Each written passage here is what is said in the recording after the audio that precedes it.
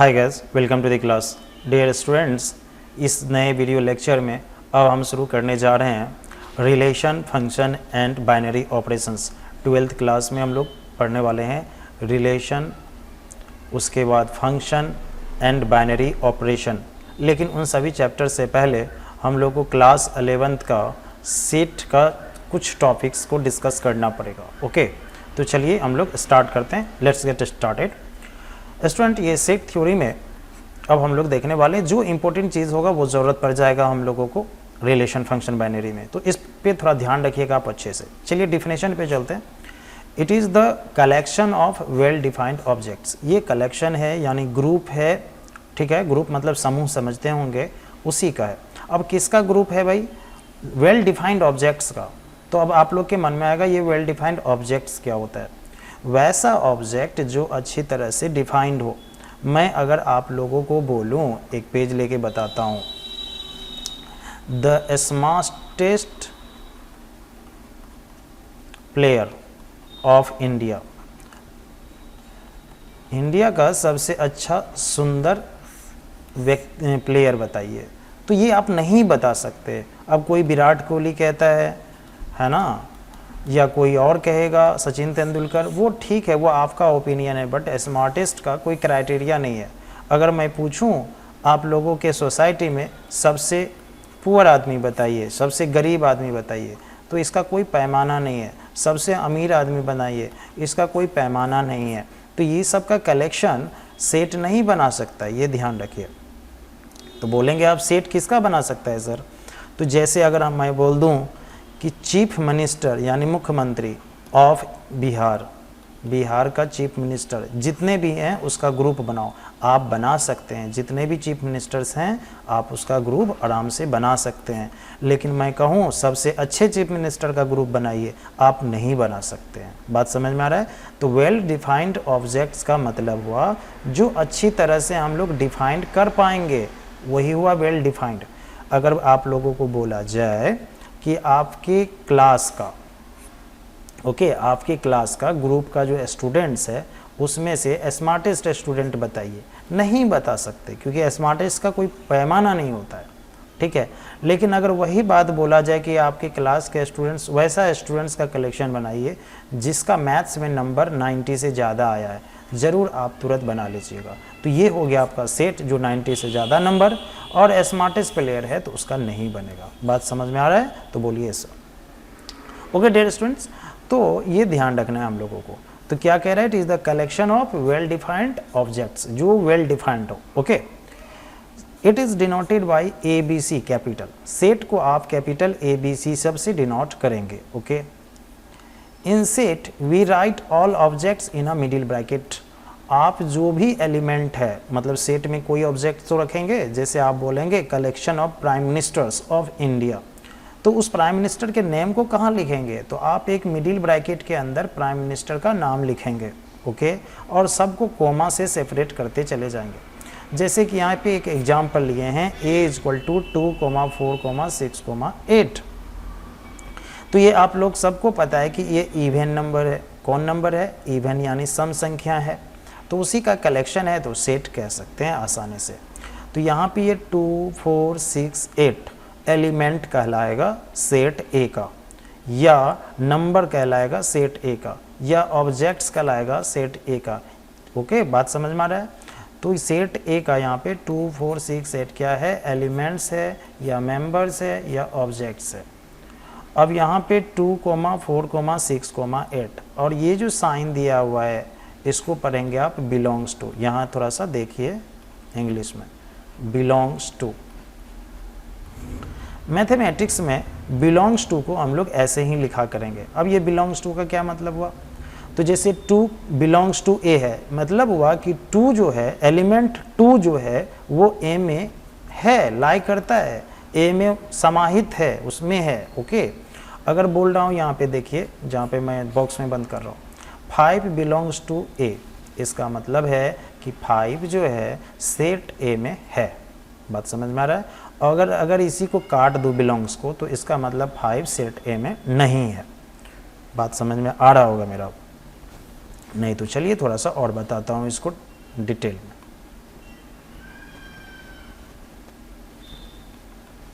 Suppose मान लीजिए a is equal to है 1 2 3 एंड 4। अगर मैं आप लोगों से पूछूं कि क्या 1 सेट A में है तो आप लोग बोलेंगे यस सर। तो मैथमेटिक्स में आप लिखेंगे कैसे इसको लिखेंगे 1 बिलोंग्स टू सेट A। इसका मतलब 1 एलिमेंट है सेट A का। फिर 2 के बारे में अगर पूछूं तो आप लोग बोलेंगे यस सर 2 भी है, तो 2 बिलोंग्स टू सेट A। फिर अगर मैं 3 बोलूं आप लोगों से तो आप लोग बोलेंगे यस सर वो भी है, 3 बिलोंग्स टू सेट A। बोलूँगा 4 बोलिए तो आप लोग बोलेंगे yes sir 4 belongs to set A। बोलेंगे 5 बोलिए, 5 तो नहीं है, तो 5 does not belong to set A। बात समझ में आ गया होगा। अगर 10 बिलोंग्स टू बोलो तो 10 does not belongs to set A। ये ध्यान रखिएगा, बात समझ में आ चुका होगा। तो अगर किसी सेट में कोई एलिमेंट है तो वो एलिमेंट बिलोंग करेगा उस सेट में। बात समझ में आ गया। चलिए फिर चलते हैं, देखिए ओके समझ में आ गया। अब जो है सेट को आप रिप्रेजेंट कितने तरह से कर सकते हैं, 2 तरह से आप रिप्रेजेंट कर सकते हैं सेट को। तो पहला का नाम है रोस्टर या टेबुलर फॉर्म। रोस्टर या टेबुलर फॉर्म तो क्या दिया गया है, in this form we write all elements. इस फॉर्म में हम लोग सारे एलिमेंट्स को लिखते हैं इन अ मिडिल ब्रैकेट, एक मिडिल ब्रैकेट में, and separate them by comma. And उसको सेपरेट करते हैं कोमा से, मतलब अलग अलग करते हैं कोमा से। जैसे a बराबर a, e, i, o, u। तो ये कौन सा फॉर्म हो गया, रोस्टर फॉर्म। तो अगर आपको सेट को रोस्टर फॉर्म में लिखना हो तो कैसे लिखेंगे, 2 मिडिल ब्रैकेट लीजिएगा, उसके अंदर एलिमेंट लिखिएगा और कोमा दे करके लिखते चले जाइएगा। और इसी को कौन फॉर्म भी कह सकते हैं, टेबुलर फॉर्म भी कह सकते हैं। बात में समझ में आ गया। ओके दूसरा फॉर्म है सेट बिल्डर फॉर्म। तो स्टूडेंट सेट बिल्डर फॉर्म में क्या होता है, आप क्या करेंगे, इसमें एक एलिमेंट सिर्फ x लिखेंगे, उसके बाद एक सेमी कॉलन देंगे, या सेमी कॉलन के बदले ये ऑब्लिक भी दे सकते हैं। x सच दैट x बोलेंगे और यहाँ पे उसका प्रॉपर्टी यानी गुण लिखिएगा। थोड़ा समझिए, प्रॉपर्टीज यानी इसका गुण लिखिएगा, ठीक है, ये ध्यान रखिएगा। जैसा कि एक एग्जांपल दिए हैं, समझ जाइएगा अच्छे से।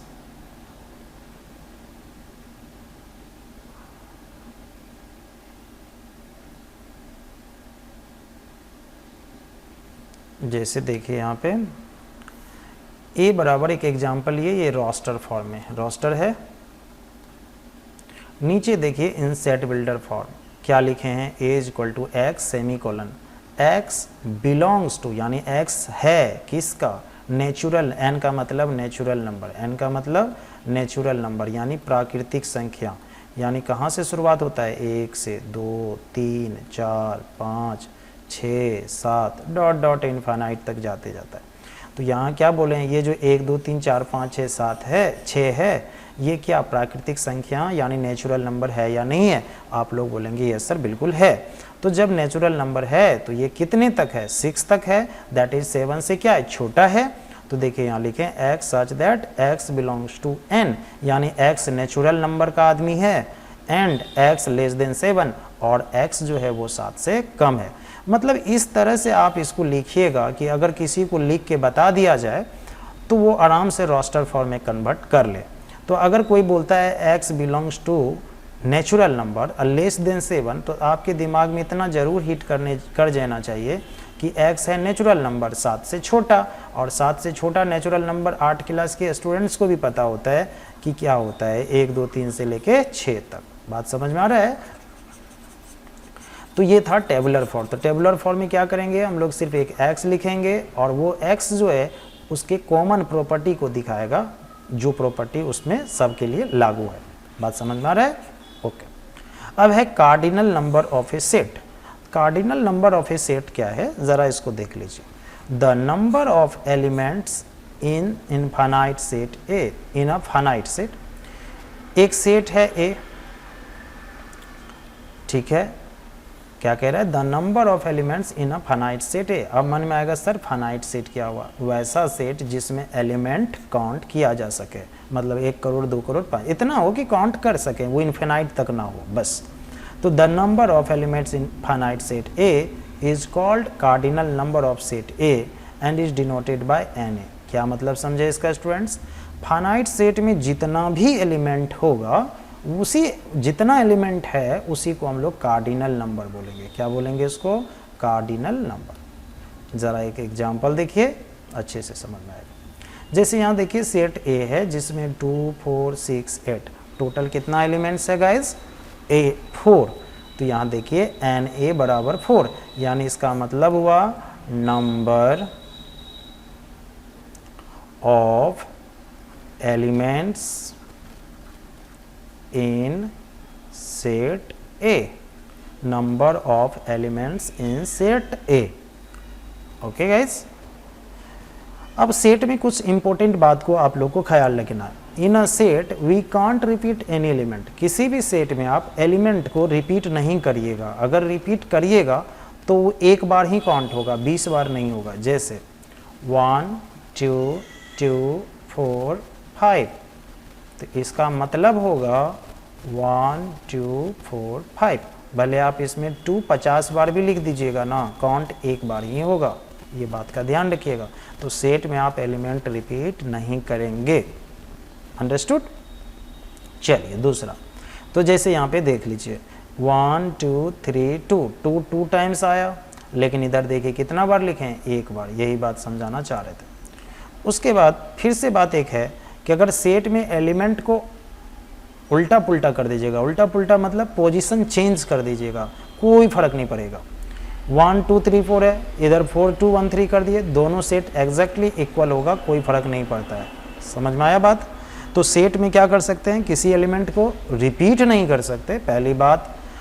दूसरी बात, हम लोग सेट में एलिमेंट के पोजीशन को इंटरचेंज अदला बदली कर सकते हैं, उससे कोई फर्क नहीं पड़ता।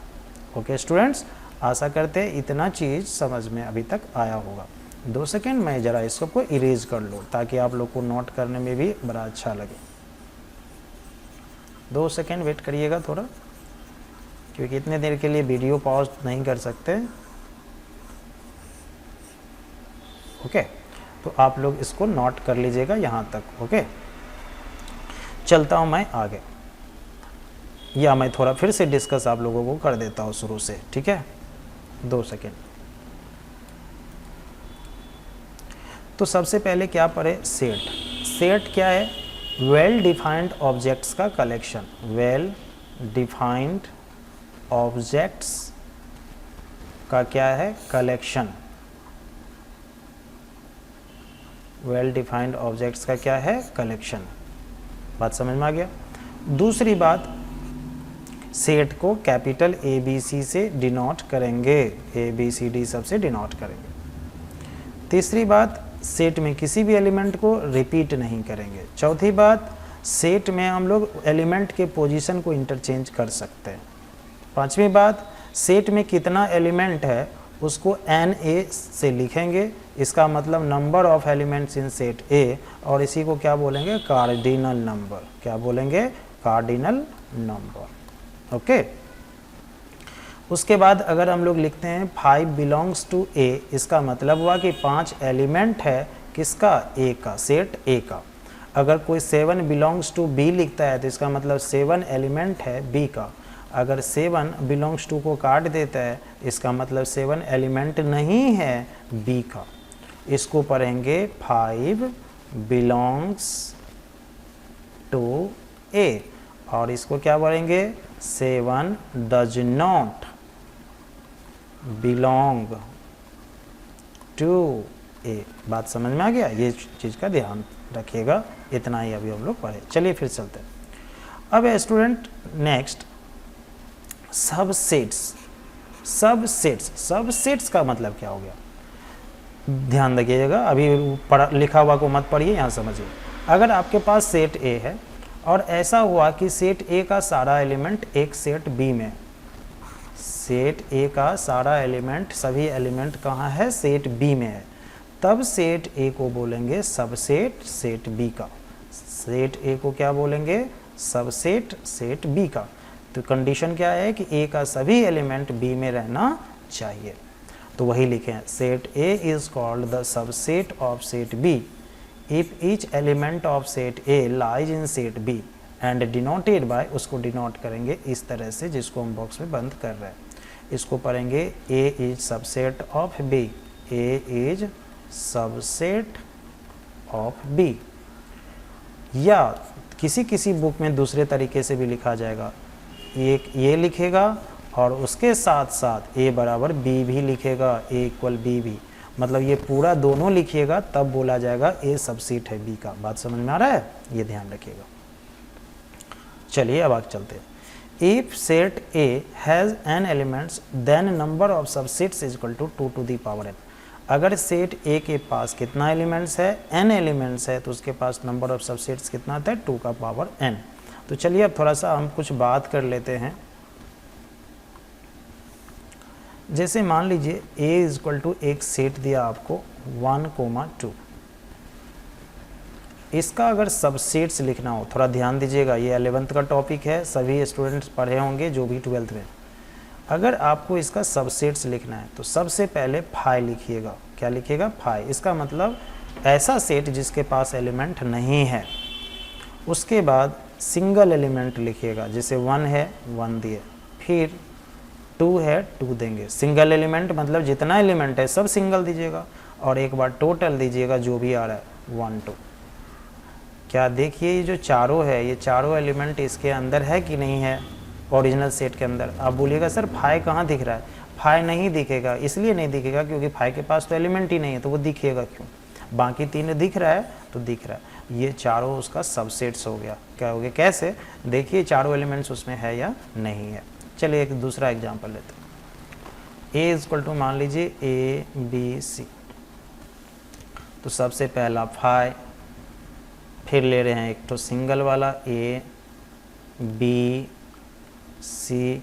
सीधा सीधा बात समझिए, आपको वो सारा सेट्स लिखना है जो ए में मिलना चाहिए। फिर लिख रहा हूँ ए बी, फिर लिख रहा हूँ बी सी, फिर लिख रहा हूँ सी ए, फिर लिख रहा हूँ ए बी सी तीनों। देखिए टोटल 8 हो गया, 2 3 4 5 6 7 8। देखिए ये 8 एलिमेंट ए में है या नहीं है। फाई बिल्कुल है क्योंकि उसके पास एलिमेंट नहीं होता, ए बिल्कुल है, बी बिल्कुल है, सी बिल्कुल है, ए बी वो भी है, बी सी वो भी है, सी ए वो भी है, ए बी सी वो भी है। सबसेट्स का मतलब आप समझ गए होंगे, उसका सारा एलिमेंट ओरिजिनल सेट में होना चाहिए। तो अगर ए सबसेट ऑफ बी बोल रहे हैं तो इसका मतलब ए का सारा एलिमेंट बी में होना चाहिए। बात समझ में आ गया। तो क्या लिखे थे, अगर सेट ए है, इसके पास n एलिमेंट्स है, कितना एलिमेंट्स, n, तो नंबर ऑफ सबसेट्स जो होगा वो होगा 2 to the power n। Number of subsets कितना होगा, 2 का पावर n। ज़रा देख लीजिए, फर्स्ट एग्जाम्पल में आ जाइए, बताइए इस सेट फर्स्ट वाला में इसमें कितना एलिमेंट है, 2 है, तो नंबर ऑफ सबसेट क्या होगा, 2 का स्क्वायर यानी कितना, 4। आप यहाँ काउंट करिए 4 से सबसेट है या नहीं है। दूसरा एग्जाम्पल में आइए, यहाँ पे जिसको सर्किल कर रहा हूँ, कितना एलिमेंट है, 3, 2 का पावर 3 हो जाएगा क्योंकि 2 का पावर n होता है। कितना सबसेट हो गया, 8। काउंट कीजिए 1 2 3 4 5 6 7 8। तो नंबर ऑफ सबसेट्स क्या होगा, 2 का पावर n। और कोई पूछेगा n क्या है, यानी number of element in set ए, ये ध्यान रखिए। चलिए ये हो गया आपका सबसेट्स का कहानी, और सबसेट बनाने बोलेगा तो आप बना सकते हैं। अब आ गया प्रोडक्ट ऑफ 2 सेट्स। अगर 2 सेट्स है तो दोनों का प्रोडक्ट आप ला सकते हैं। तो क्या बोल रहे हैं, if a and b are 2 sets then their product is denoted by a cross b and is defined as. इस तरह से डिफाइंड होता है, थोड़ा समझिए। A is equal to a b, b equal c d, तो ए क्रॉस बी इक्वल क्या लिखिएगा, सिंपल है, जैसे मल्टीप्लाई बचपन में किया करते थे वैसे करेंगे। ए इंटू सी, तो ए इंटू सी लिखेंगे नहीं, ए कोमा सी लिखेंगे, ओके, ए कोमा सी। तो देखिए यहाँ पे ए कोमा सी दिए, फिर ए से डी में मल्टीप्लाई करिएगा, ए कोमा डी, बी से सी में मल्टीप्लाई कीजिएगा बी कोमा सी, बी से डी में मल्टीप्लाई करिएगा बी कोमा डी। ओके, आशा करते समझ में आ गया होगा। ज़रा मैं और एग्जांपल लेके दिखाता हूँ, घबराइए नहीं। जैसे मान लीजिए a इक्वल टू है 1 2, अब b इक्वल टू है a b c और हम लोगों को लाना है a cross b। Okay students, तो हम लोग को यहाँ पे a cross b find out करना है। चलिए थोड़ा अच्छे से देखिएगा। तो a क्रॉस b फाइंड करना है तो a है 1,2 क्रॉस b है a, b, c। तो अगर इसको क्रॉस करना है तो सिंपल मल्टीप्लिकेशन 1, a, फिर 1 से b तो को 1, b, फिर 1 से c को 1, c, फिर 2 से a को 2, a, फिर 2 से b को 2, b, फिर 2 को c से 2, c। यही उसका हो गया क्रॉस प्रोडक्ट। ओके, अब एक बात बताइए, यहाँ सेट a में कितना एलिमेंट्स है 2, सेट b में कितना एलिमेंट्स है 3, दोनों को मल्टीप्लाई करिए 2 × 3 6। देखिए अब a क्रॉस b में कितना एलिमेंट्स है 1 2 3 4 5 6। मतलब अगर a क्रॉस b में एलिमेंट खोजना है तो a b को मल्टीप्लाई करके ही खोज सकते हैं ना, बता सकते हैं। तो number of a cross b equal to क्या होगा na इंटू एन बी। तो अगर सेट A में P एलिमेंट है, सेट B में Q एलिमेंट है, तो A क्रॉस B में कितना एलिमेंट्स होगा PQ, राइट। तो वही चीज़ है। तो अब आशा करते हैं आप लोग ये चीज़ ज़रूर समझ गए होंगे कि A क्रॉस B लाएंगे कैसे। ओके ना। अब चलिए ज़रा जो इम्पोर्टेंट चीज़ है वो देखते हैं। जैसे A इक्वल टू है 1, 2 और लाना है, चलिए एक और ले लेते हैं, b है 3, 4। तो अगर a क्रॉस b आप लोग से पूछें तो डायरेक्टली बोल सकते हैं 1, 3, 1, 4, 2, 3, 2, 4, राइट। अब अगर मैं आप लोग से पूछूं कि ये सेट का a क्रॉस b का सबसेट्स बताइए, सबका क्या बताइए, सबसेट्स। तो याद करिए, बताए थे अभी थोड़ा देर पहले, a क्रॉस b में कितना एलिमेंट्स है 4। तो नंबर ऑफ सबसेट्स क्या होगा 2 का पावर 4 16। तो इतना लिखना तो पॉसिबल है ही, बट बहुत समय लगेगा। तो अगर लिखना चाहूँ तो क्या लिखूँगा, सबसे पहला 5, जो सबसेट जब भी होगा पहला 5, उसके बाद मिडिल ब्रैकेट, पहला एलिमेंट सिंगल वाला 1, 3। एक बात थोड़ा ध्यान रखिएगा बच्चों, ये जो 1, 3 लिखे हैं छोटी ब्रैकेट में, ये सिंगल एलिमेंट है, डबल नहीं है, क्योंकि आप क्रॉस करके लाए हैं। हाँ, ये ध्यान रखें। फिर क्या होगा 1, 4 और ले सकते हैं 2, 3, 2, 4, डबल भी ले सकते हैं, कोई प्रॉब्लम नहीं, क्योंकि 16 सबसेट्स पुराना है। तो ये सब उसका क्या हो जाएगा, सबसेट्स हो जाएगा। ओके, तो आज आप लोग इतने तक ही याद रखिए। सेट क्या है, सेट को 2 तरीके से लिखते हैं, एंड नंबर ऑफ सेट्स क्या होता है, ये सारी चीज़ें आप लोग, एलिमेंट क्या होता है याद रखिए। और नेक्स्ट वीडियो में अब हम लोग रिलेशन पे चर्चा करेंगे, क्योंकि एक छोटा सा बात था जिसको जानना बहुत ज़रूरी था, तो इस वीडियो में हम लोग देख लिए। तो आज आप लोगों को क्या करना है कि ये सेट का सारा कुछ लिख करके, नोट करके याद कर लेना है आप लोग को अच्छे से, ठीक है। आप आशा करते हैं अच्छे से नोट कर भी लेंगे, और अगर कोई प्रॉब्लम हो तो प्लीज़ आप ज़रूर डाउट पूछ लीजिए। मिलता हूँ नेक्स्ट वीडियो में, बाय बच्चों।